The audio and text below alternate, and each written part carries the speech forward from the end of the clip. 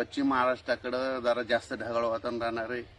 त्याच्यानंतर लातूर जिल्हा, धाराशिव जिल्हा, परभणी जिल्हा, बीड जिल्हा, जालना जिल्हा, त्याच्यानंतर सातारा, सांगली, सोलापूर, कोल्हापूर, पुणे, अहिल्यानगर या भागामध्ये जास्त ढगाळ वातावरण आहे. कुठंतरी असे थोडेफार थेंब येतील, खूप काही पाऊस पडणार नाही, त्याच्यामुळे काही चिंता करायची गरज नाही. पण राज्यातल्या सर्व शेतकऱ्याला सांगू इच्छितो की जवळपास 7 जानेवारीपर्यंत असंच ढगाळ वातावरण राहणार आहे. म्हणून अंदाज सर्व शेतकऱ्यांनी लक्षात घ्यायचा, कारण की राज्यामध्ये खूप काय आता पावसाचं वातावरण नाही, त्याच्यामुळे काही चिंता करायची गरज नाही. त्याच्यानंतर 10 तारखेपासून 10 जानेवारी 2026 पासून राज्यात परत पुन्हा थंडी सुरुवात होणार आहे.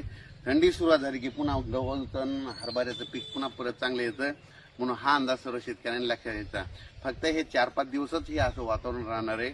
म्हणून हा अंदाज महाराष्ट्रातल्या सर्व शेतकऱ्यांनी लक्षात घ्यायचा. पूर्व विदर्भ, पश्चिम विदर्भ म्हणजे 6-5-11 जिल्ह्यामध्ये वर्धा, नागपूर, भंडारा, गोंदिया, चंद्रपूर, यवतमाळ, बुलढाणा,